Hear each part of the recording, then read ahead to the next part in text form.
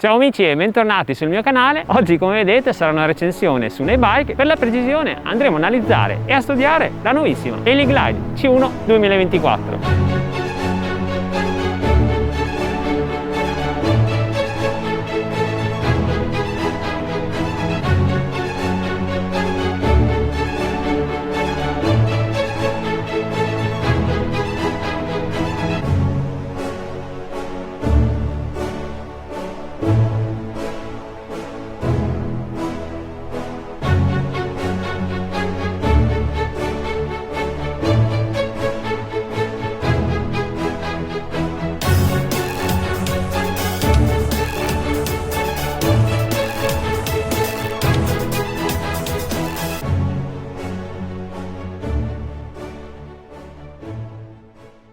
E come sempre, prima di partire con l'analisi tecnica, vi lascio al breve tutorial sul montaggio.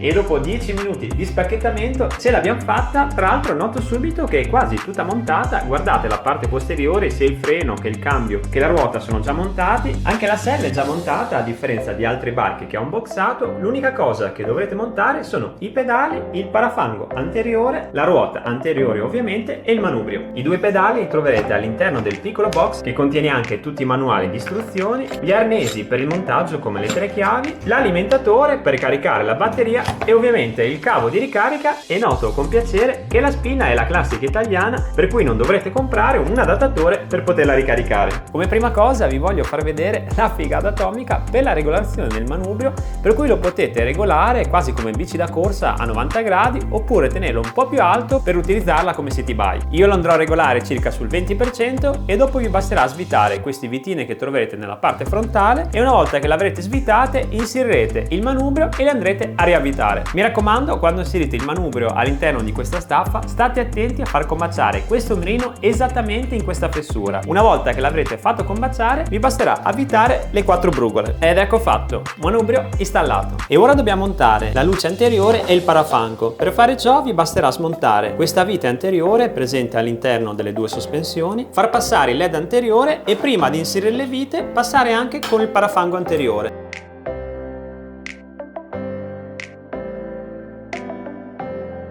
E ora siamo arrivati al montaggio della ruota anteriore. Come prima cosa dobbiamo tirare via questo pezzo di plastica presente all'interno della forcella, dopo inserire il nostro ruotone e andarlo a fermare con quest'asta metallica. Mi raccomando, stringete bene e una volta che avrete avvitato bene serrate il fermo.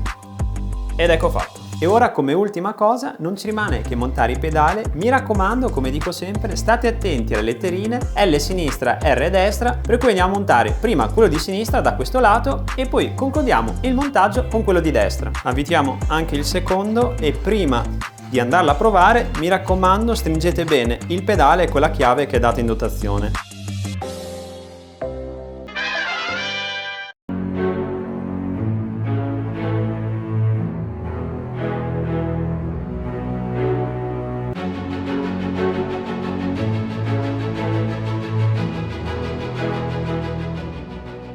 Vi svelo anche il prezzo perché questa bellissima Glide C1 da trekking viene venduta a 1.399 euro, ma vi informo però che attualmente sul sito di Jigmall è in sconto di 100 euro, per cui la potrete acquistare a 1.299 euro. E tra l'altro, come vi dico sempre, andate a dare un'occhiata al sito di Jigmall perché è pieno di offerte su tantissimi prodotti di tecnologia come pulitori, bici elettriche come in questo caso, monopattini, monitor, stampanti 3D eccetera eccetera, per cui se volete risparmiare su queste tipologie di prodotti vi consiglio veramente di darci un'occhiata.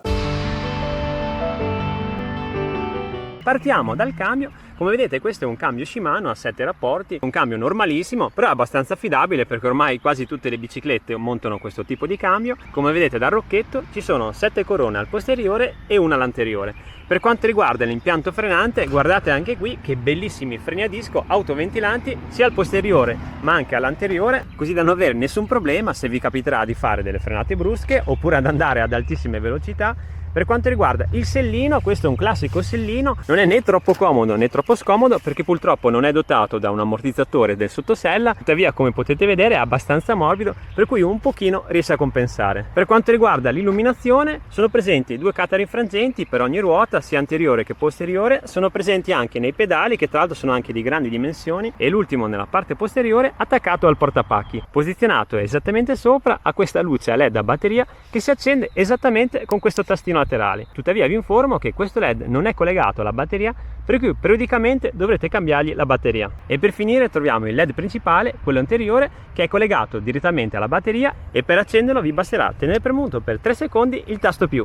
Per quanto riguarda la batteria, è inserita in questo vano scavato all'interno di questo tubolare del telaio, e per rimuoverla è semplicissimo, vi basterà inserire la chiave, girare questa levetta e estrarla nella parte superiore. E ovviamente potendo staccarla è anche molto comoda perché non dovrete portare tutta la bicicletta in casa per doverla ricaricare. Per quanto riguarda l'autonomia, da tutti i test che abbiamo fatto questa settimana ho riscontrato un'autonomia di circa 90-100 km prima di doverla ricaricare. Per quanto riguarda il motore, come vedete in questo caso non è situato come nelle altre bike nella ruota posteriore, bensì nella parte centrale, all'interno di questa parte del telaio. Per quanto riguarda le prestazioni, abbiamo un motore brushless da 250 watt, per cui rispetta completamente le normative, con però un picco di potenza massimo di 432 watt. È dotato di un ammortizzatore con 2 sospensioni idrauliche, caratteristica veramente difficile da trovare in una bicicletta di questa fascia di prezzo. Per quanto riguarda il manubrio, troviamo la leva del freno posteriore, il campanello meccanico, sentite, e le 2 levette del cambio, una per aumentare e l'altra per scalare le marce. Dall'altra parte troviamo la leva del freno anteriore, il display che come vedete è molto luminoso anche sotto la luce del sole, all'interno ci dice la quantità di batteria, la velocità, i chilometri percorsi, e in questa parte inferiore dove c'è scritto power vi dice anche il livello di potenza che potete regolare col più e il meno. A livello 0 ovviamente la bicicletta non va in modalità elettrica, ossia saremo solo noi a pedalare per farla andare avanti. A livello 1 otterremo una velocità di 12 km/h, a livello 2 di 15 km/h, a livello 3 di 18 km/h, a livello 4 21 km/h e l'ultimo, quello bomba, a livello 5 per una velocità massima di 25 km/h. Un'altra modalità molto figa è la modalità camminata, ossia se tenete premuto il tasto meno per più di 3 secondi la bicicletta andrà in maniera automatica a 3 km/h e sarà il motore a portare avanti queste bike con tutto il peso che ci avete messo sopra. Per quanto riguarda le mie considerazioni finali, devo dire che questa Heliglide C1 mi ha veramente sorpreso perché è veramente perfetta per le vie cittadine, ma mi ha sorpreso anche nel fuoripista. Ovviamente non è una mountain bike, per cui certe salite non le può fare, però su terreni poco accidentati e salite non superiori al 10% vi riuscirà sempre e comunque a portare a destinazione. Se per caso anche voi vi siete innamorati di questa bellissima e-bike elettrica, vi ricordo che se la volete acquistare vi ho lasciato il link diretto di Geekmo nel primo commento e nella descrizione di questo video. E noi siamo arrivati proprio alla fine. Se vi è piaciuta questa recensione lasciate un bel like e iscrivetevi al canale e noi ci vediamo al prossimo video. Ciao!